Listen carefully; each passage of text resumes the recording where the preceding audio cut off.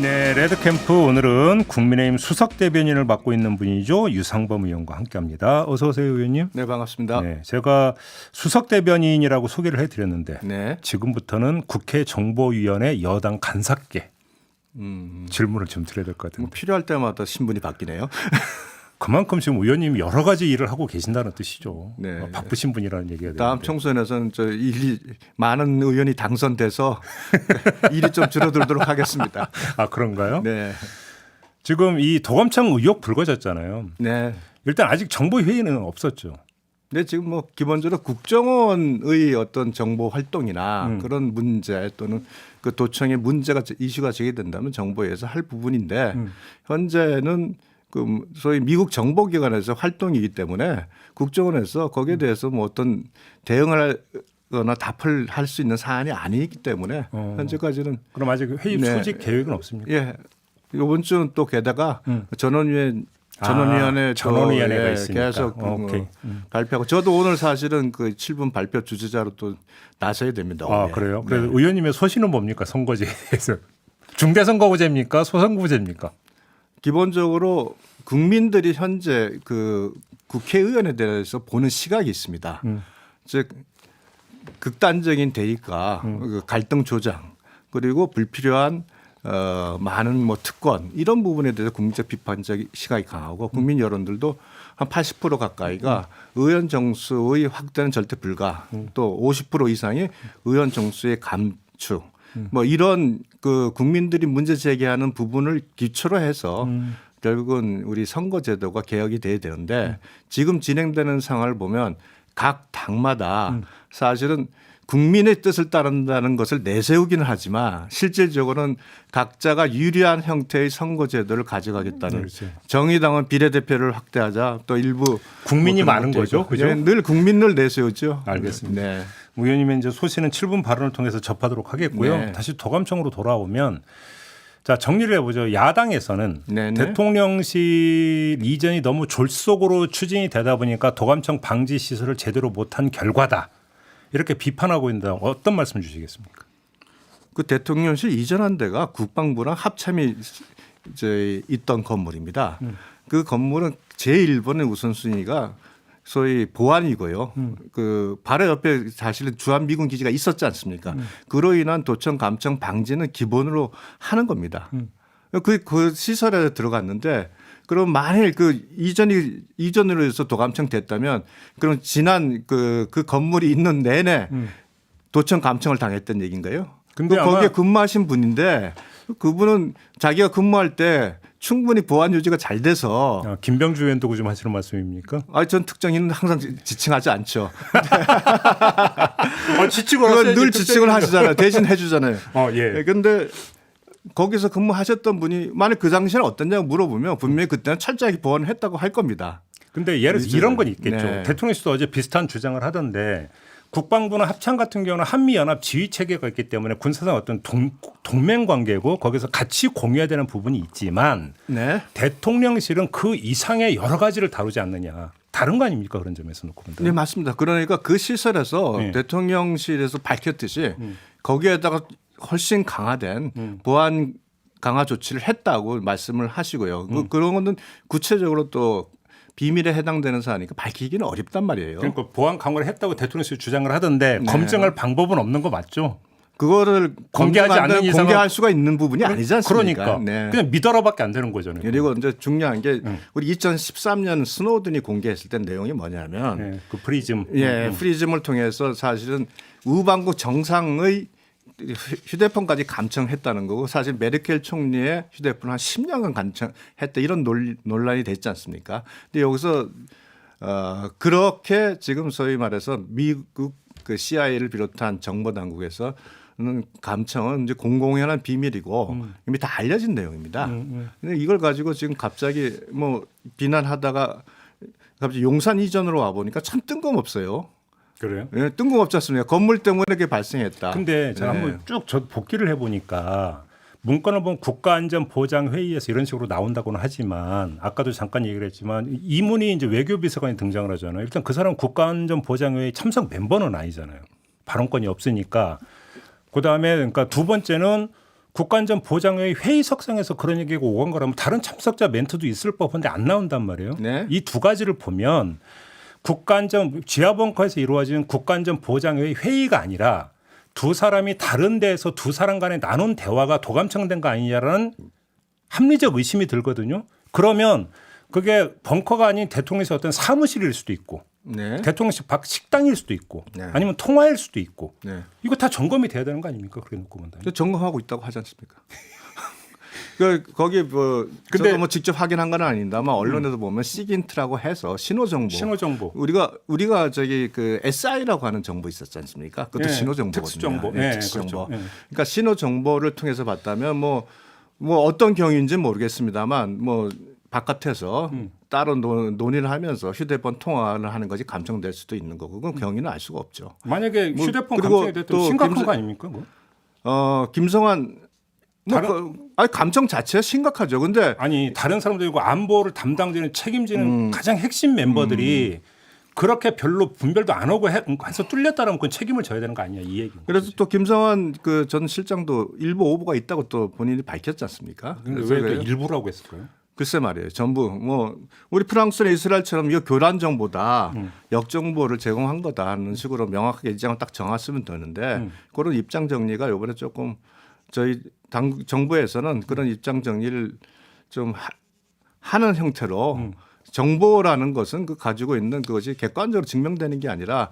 하나의 정보의 그 흐름에 가는 것이 항상 부정확성이 있거든요. 네. 네, 그런 부분에 대해서도 뭐 조금 아쉬운 부분이 있습니다만 하여간 이번을 기회로 이제 내부에 보안 특히 이제 도청과 같은 관련된 부분에 대해서 철저한 대비책을 다시 한번 그 내부 점검을 통해서 만들어내는 것도 중요하겠다 생각이 듭니다. 그러니까 좀 답답한 게 이거더라고요. 그러니까 지금 조금 전에 의원님도 비슷한 말씀을 하셨는데 이게 지금 우리 국익이 걸린 대단히 중대한 문제잖아요. 그래서 보안 점검을 했는데 보안 점검의 결과를 투명하게 국민한테 공개할 수는 없다. 왜? 보안 기밀 사항이기 때문에 이래버리면 국민의 검증, 국회의 검증이라는 것도 원천 차단되는 거 아니냐는 얘기가 성립이 되는 거지 않습니까? 이건 너무 답답한 현실 아닌가요, 의원님?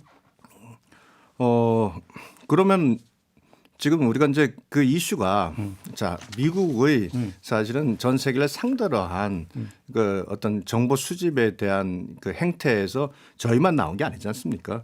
지금 우방국, 적국 다 지금 언론이 공개됐어요. 네. 그러니까 이 부분에 대해서 지금 거기 뭐 공개됐는데 각각의 나라에서는 역정보다 뭐 이렇게 지금 그 입장을 정하고 정보에 관련된 부분은 이제 방향성을 잡고 있거든요.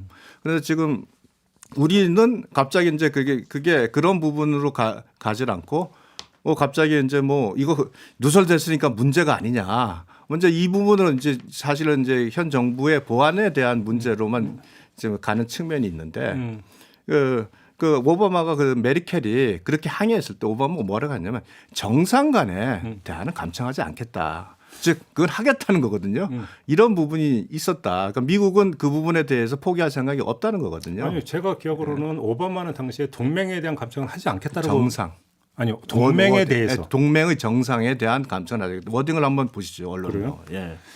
뭐 하여간 뭐 근데 그 발언이 중요한 게 아니라 만약에 이루어졌다면 그때 그게 거짓말이었다는 얘기밖에 안 되는 거니까 별로 그건 중요한 것 같지는 않고. 자, 그러면 이제 조만간 한미 정상회담이 열리잖아요. 국빈 방문을 하잖아요. 윤석열 대통령이. 이 문제를 어떻게 풀어야 된다고 생각하십니까? 미국에 가서. 지금 현재 미국에서 지금 그 부분에 대한 진상 조사를 할 것이고 예. 가게 되면 그 부분에 대한 상황을 아마 뭐 동맹국에게 충분히 알릴 거라고 생각합니다. 그 과정 속에서 충분하게 대통령께서 우리 입장을 네. 그쪽에 전달하실 수 있을 것으로 보이고 그러나 정보 활동에 갖고 있는 그 특이사항, 그러니까 정보라는 그 정보 활동의 특수성을 있기 때문에 뭐 그것이 매교적으로 공개적으로 뭐 언급이 되지는 않을 수 있다. 저는 이렇게 생각합니다. 아, 공개적으로 언급은 안 될 수도 있다. 그러나 충분하게 의견 개진을 하실 거다. 근데 만약에 공개적으로 언급이 안 되면 또 국내에서 또 논란이 또 불거질 수도 있지 않을까요? 혹시? 글쎄 그건 제가 이제 개인적으로 그럴 수도 있다는 입장을 말씀드리는 거니까 그거는 외교적으로 정리를 하시겠죠. 알겠습니다. 아 근데 얘기 그 혹시 정보위 간사님 혹시 얘기 들으셨는지 궁금해서 지금 그 남북 통신선이 지금 나흘째인가 북이 지금 안 받고 있다잖아요. 그 한두 번도 아닌데요. 별로 대수로운 일 아니라고 보세요. 과거 그 모르십니까? 대북 전단 살포하고 네. 남북 연락사무소 파기하고 나서는 그 2020년 6월에 있었는데 그게 2021년 7월에 복원이 됐어요. 그러니까. 네. 그리고 나서 그 8월에 한미연합 훈련하니까 또 저기 통수선 차단해가지고 2달이 또 열어줬고 지금 이제 여러 가지 통일부에서 이제 보여주는 그 개성공단 무당 사용에 대한 경고문 발송을 하는 부분이 있죠. 저희가 지금 북한 인권 보고서 발간했죠. 또 유엔에서 인권 결의안을 또 그 채택을 하는 과정에 참여를 하고 또 북한이 가장 예민하게 하는 한미연합 훈련을 강도 높게 실시하고 이런 부분이 있으니까 일종의 북한에서 거기에 대한 항의 표시가 아니겠나 이렇게 생각이 듭니다. 알겠습니다. 다른 문제로 좀 넘어갈게요. 검사 대규모 공천설이 계속 여의도 정가를 떠돌았잖아요. 그러다가 이제 김기현 대표가 이거에 대해서 이제 어제 그 못 박는 발언을 했던데 일단 이 얘기가 왜 이렇게 돈 거예요? 검사 대규모 공천설이? 이게 저는 뭐 이게 개인적인 의견을 말씀을 드리면 네. 첫째 윤석열 정부가 검찰공화국이라는 프레임으로 민주당이 계속 공격을 하고 있습니다. 그다음 누군가가 또 어제 뭐 아마 정치 희망생이겠죠. 국회의원 지망생이나 이런 사람들은 항상 권력자, 뭐 민주당이면 당 대표의 아주 긴밀성을 강요하면서 많은 사람들이 지금 그 지역 활동을 하고 있듯이 아마 우리 쪽에서도 어떤 사람은 그럴 수 있는 사람이 있다고 생각을 검사 합니다. 출신이 뭐 뛸 수도 있지 예, 않느냐? 뛸 수도 있고 그런 그렇죠. 사람이 또 그렇게 언급을 할 수도 있는데 현재 이 부분은 명확하게 제가 뭐 다른 데서 말씀을 드렸습니다만 이건 찌라시다. 찌라시다? 전혀 근거 없는 내용이다. 이렇게 말씀을 드리겠습니다. 그러면 검사이기 때문에 공천 그 심사 과정에서 더 유리하거나 이럴 일은 일체 없을 것이다. 저희들이 지난 공천의 파동을 겪으면서 예. 공정한 경쟁이 아닌 찍어 누르기 공천 또는 일방적인 어떤 여론조사나 룰이 없는 그 물갈이 공천으로 인한 폐해를 경험을 다 했습니다. 그래서 이번에 그런 형태의 공천은 일어나지 않을 거다. 저는 확신합니다. 지난번에 그 나오셔서 한동훈 장관은 이번 총선에 안 나올 거고 못 나올 거라고 그렇게 그 말씀하신 적 있잖아요. 저라면 제가 대통령이라면 그냥 더 그 쓰겠다는 생각은 지금도 변함이 없으세요? 예, 저는 그 생각은 지금도 변함이 없습니다. 혹시 뭐 한동훈 장관하고 대통령의 입장에서 제가 대통령이라는 가정하에는 말씀드린 거고 뭐 한동훈 공천설이 참 쉬지 않고 나오네요. 그러니까. 이유가 근데 뭔지 나올 모르겠습니다. 것 같지 않아요? 근데 나올 거라는 근거는 뭡니까? 예? 그렇게 판단하시는 그 근거는 근거 중에 하나가 뭐냐면 법무부 장관으로서의 언행보다는 오히려 정치인에 가까운 언행을 너무 많이 한다는 지적도 있잖아요. 이건 어떻게 그 생각하세요? 부분은 제가 답을 할 수 있는 게요. 예. 자, 한동훈 장관이 지난 문재인 정부에서 최초의 소위 그 적폐 수사를 할 때는 정말 잘 듣는 칼이라 가지고 그 모든 민주당의 정치인이 칭송을 했어요. 그런데 조국 사태 이후에 한동훈 장관은 3차장입니다. 지시에 의해 수사를 했고 원칙대로 갔다고 생각을 합니다. 그러고 나서부터 한동훈 장관에 대한 어마어마한 탄압이 됐습니다. 그렇게 뭐 법무연수원, 고검차장 이와 같은 형태뿐만 아니라 거기다가 소위 채널A 사건으로 해가지고 수사 대상까지 만들어가지고 본인이 어마어마하게 사실 탄압을 당했습니다. 그 이후에 장관이 됐을 때 그 민주당 의원들이 굉장히 정치적인 공격을 계속 가하면서 굉장히 한동훈 장관에 대한 통상적인 법무부 장관에 대한 공격이 아니라 이제 정치적으로 프레임을 씌우면서 공격을 하니까 한동훈 장관이 거기에 대해서는 굉장히 팩트를 기반으로 이제 발언을 하는데 본인이 거기에 강하게 발언을 한 거죠. 그러니까 과거에 보셨던 추미애, 박범계 이전 법무부 장관들의 모습 거기서는 사실 그렇게 안 했거든요. 네, 그러나 한동훈 장관은 너무 그러니까 감정이 많이 묻어있잖아요. 과거의 그 경험, 그다음에 민주당의 그런 그 프레임의 그러니까 정치적인 공격, 특히 이제 김의겸 의원 같은 경우 사실은 무슨 청담동 술자리 이런 얘기까지 나오면서 그러면 이제 반발이 좀 강해진 거죠. 그러면 한동훈 장관이 민주당에 대해서 갖고 있는 감정은 배신감입니까? 무슨 감정이라고 봐야 되는 겁니까? 의원님은 어떻게 파악하세요? 그거는 한동훈 장관한테 물어보겠습니다. 알겠습니다. 아무튼 한동훈 장관이 총선에 나올 거냐 말 거냐가 워낙 진짜 그 세간의 관심사를 한번 좀 여쭤봤고요. 네. 정광훈 목사께서 어제 기자회견을 하면서 그분이 또 뭐라고 했습니까? 종교인이 감시를 해야 된다. 그래서 정광훈의 통제를 받아야 된다. 이런 말을 했습니다. 예. 어떻게 받아들이십니까? 그거 무슨 뭐 대답할 가치가 있는 말씀인가요? 그래요? 저는 뭐 그런 점에 대해서 예. 본인이 갖고 있는 어떤 그 영향력 이런 부분을 과시하는 발언 정도로 생각하면 되지 않겠습니까? 쉽게 말하면 이제 이런 방송에서 이거 쓰면 또 걸리는 게 뻥 이런 겁니까? 속칭 뻥? 아니 뻥은 거짓말이고 그건 뻥은 김뻥이 따로 있고요. 그리고 예, 그런 본인의 어떤 정치적 영향력에 대한 영향력의 과시 뭐 이 정도로 생각하고 있고 저희는 뭐 일고의 거기에 가치도 없다. 무게를 두지 않습니다. 근데 확실하게 좀 김기현 대표 확실하게 딱 정리하셨잖아요. 세게 더 발언하면 안 됩니까? 김기현 대표께서 기본적으로 그 발언을 아주 강하게 하는 스타일이 아니시고 아 그래요? 예, 그러시잖아요. 그래서 합리적으로 말씀하시고 그 김기현 대표께서 한마디로 정리하셨지 않습니까? 그분이 우리 당원이 아니지 않습니까? 알겠습니다. 네. 한 1분 남아서 아까 저희가 JB타임즈에서 소개해드린 거 하나 좀 검사 출신이시잖아요. 네네. 여쭤볼 게 예비 검사께서 검사 임용 대상자에 오른 예비 검사께서 술 먹고 네. 한밤에 행패 부리다 출동한 경찰관에게 머리채 잡고 한 대 때렸대요. 네. 그러면서 너 내가 누군지 아느냐, 너 어느 라인이냐 이렇게 막 말을 했다고 하는데 네. 아직 임용되기 전인데 네. 예비 검사잖아요. 임용 안 시킬 수 있습니까? 그 정도 되면은 임명이 안 될 가능성도 있습니다. 근데 지금 그 기사를 보면은 검사가 되기 전에 있었던 일이라 임명을 해야 된다 이렇게 또 검사 되기 전에 일입니까? 예, 법무부에서 그렇게 설명했다고. 직무수행 그러니까 예비 검사라고 아마 연수 중이었던 모양이죠. 그러니까 임용 대상자로 통보까지는 됐는데 임명은 아직 안 됐. 정식 검사로 된 건 아니고요. 네. 네. 그러면 방법이 없는 겁니까? 일단 검사 시켜줘야 되는 겁니까? 참 우리 가끔씩 그런 일이 벌어지는데 네. 아니 검찰 입장에서 좋을 거 하나도 없잖아요, 사실. 당연히 좋지 않죠. 그러니까. 근데 저도 보니까 뭐 사안 자체가 가볍진 않은데 아마 만취로 인한 술 먹고 그랬다고 그런 하더라고요. 부분인 것 같습니다.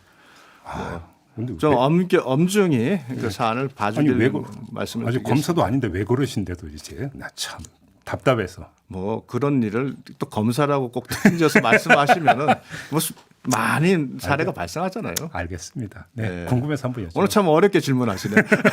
시간이 다 돼서 마무리하겠습니다. 고맙습니다. 고맙습니다. 의원님. 유상범 국민의힘 의원이었습니다.